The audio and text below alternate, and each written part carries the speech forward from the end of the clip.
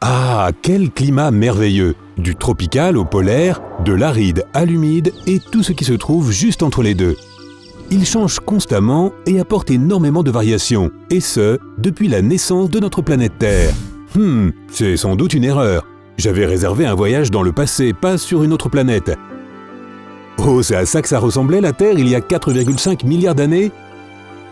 Vraiment méconnaissable, tout est super chaud et en fusion. Il suffit d'observer un peu les océans entiers de magma. Il faudrait plus d'1 milliard d'années à notre planète pour qu'elle prenne sa forme solide. Mais qu'est-ce que c'était? Un météorite? Oui, il y avait des visiteurs fréquents sur Terre à l'époque. C'est pour cela qu'elle n'a pas pu se solidifier. Tu peux aussi remercier un objet de la taille de Mars qui s'est écrasé sur notre planète et qui a formé la Lune à cette même époque. Pourquoi est-il si difficile de respirer? Ah, il n'y a pas encore d'oxygène dans l'atmosphère? La Terre primitive est surtout constituée d'hélium et d'hydrogène. Pas étonnant que je ne vois pas du tout de flore ni de faune. Quelqu'un aurait-il un parapluie à me prêter? Je sens que toute cette pluie pourrait remplir un océan. Ah oui, cela s'est fait il y a 3,8 milliards d'années. La pluie est venue de ces nuages-là, les premiers de l'histoire de la Terre. Ils se sont formés parce que la planète a commencé à se refroidir, permettant à l'eau de passer de l'état gazeux à l'état liquide. Je n'aurais jamais pensé dire ça, mais je suis excité de voir toutes ces bactéries ici. C'est le signe que la Terre devient un endroit agréable pour les créatures vivantes. Mais je n'arrive toujours pas à respirer normalement, car l'atmosphère était extrêmement toxique il y a 3,5 milliards d'années. Au moins, ces micro-organismes précoces vont remplir l'atmosphère d'oxygène au cours des 2 milliards d'années à venir. Et ça se rafraîchit! Il y a environ 2,5 milliards d'années, la période de glaciation huronienne a commencé.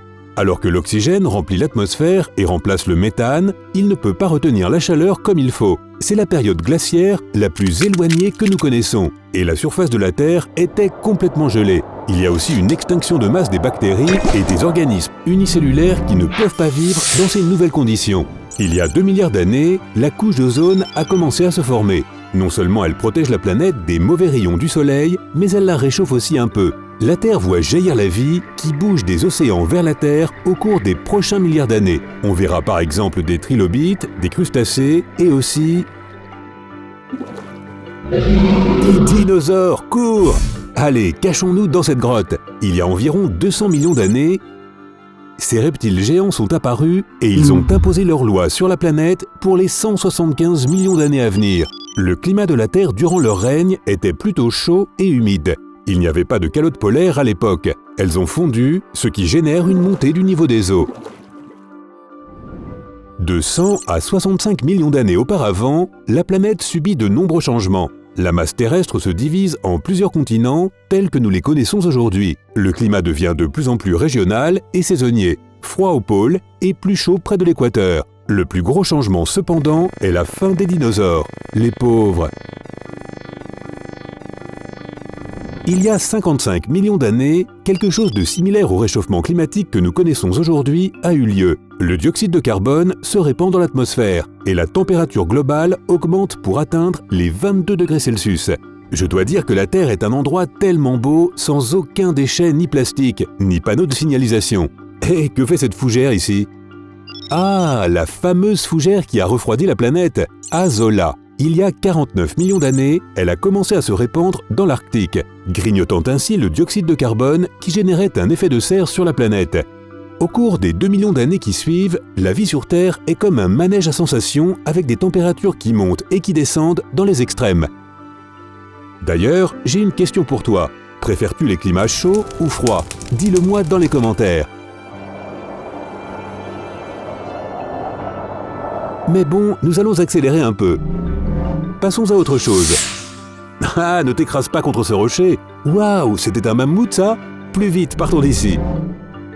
Ah, nous voici à l'âge de glace qui a commencé il y a 2,5 millions d'années. La température est d'environ 12 degrés de moins que celle d'aujourd'hui. Dans ces conditions, la neige ne fond pas pendant ce qui est maintenant l'été dans les parties nord du monde. La glace recouvre l'Europe, l'Asie, l'Amérique du Sud et du Nord et bien sûr l'Antarctique d'aujourd'hui. Il y a même des glaciers en haut des montagnes d'Hawaï et d'Afrique. Et qu'est-ce que c'est que cette grosse bête là-bas? Oh, c'est un Arctodus.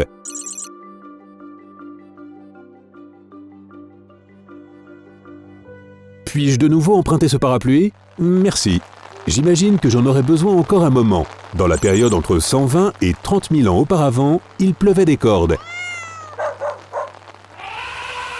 Même le Sahara était humide et fertile. Regarde un peu ces lacs, ces marécages et ces fleuves. Oui, c'était autre chose. Et où vont tous ces gens? D'ailleurs, je suis excité de savoir que je vais enfin rencontrer les Homo sapiens. Ils doivent savoir quelque chose que je ne sais pas encore.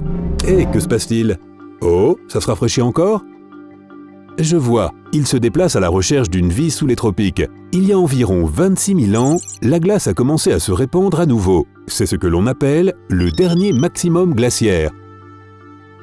Encore 12 000 ans ont passé et je n'ai plus besoin de pull. Les températures dans la région de l'Atlantique se rapprochent assez des niveaux d'aujourd'hui. C'est une période chaude et humide avant le début de l'Holocène. Alors l'Holocène est le nom de l'époque géologique actuelle. Elle a commencé il y a 11 700 ans. Et qu'est-ce que c'est au-dessus de ma tête? Ah oui, des couches de glace en Amérique du Nord et en Europe qui commencent à fondre.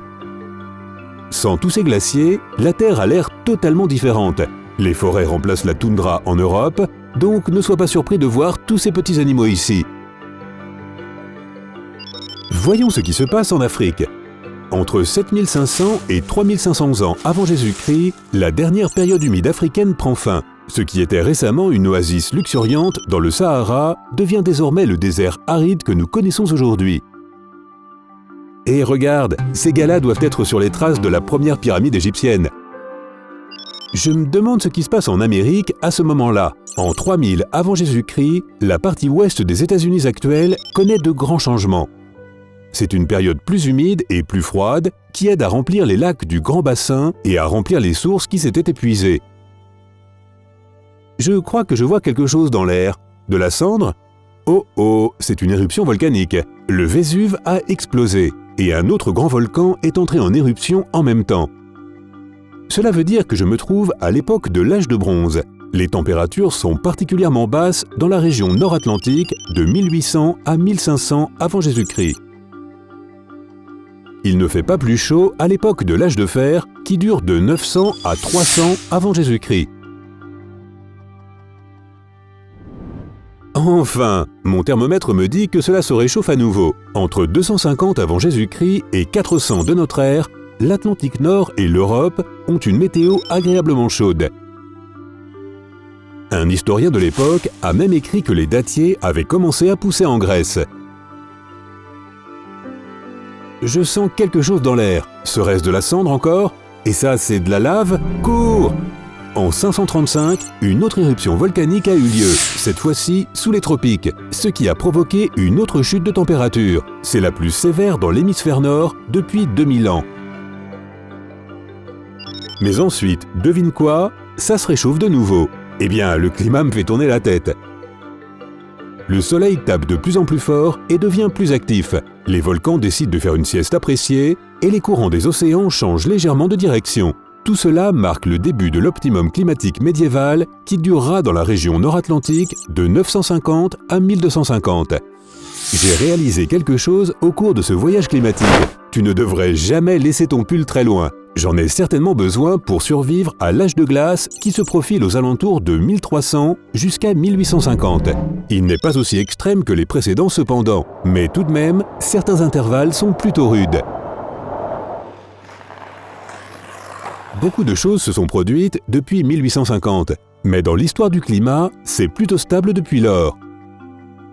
Mais je suis certain que tu as entendu dire que la tendance actuelle était au réchauffement. Te rappelles-tu de la beauté des glaciers? Eh bien, les températures montent, surtout dans l'Arctique. Les calottes polaires diminuent, les déserts se répandent, le niveau de l'eau monte, et tout ceci à cause de l'effet de serre. J'espère que nous allons trouver un moyen de résoudre ce problème. Je ne sais pas si je vais pouvoir survivre à une autre période chaude. Ouf!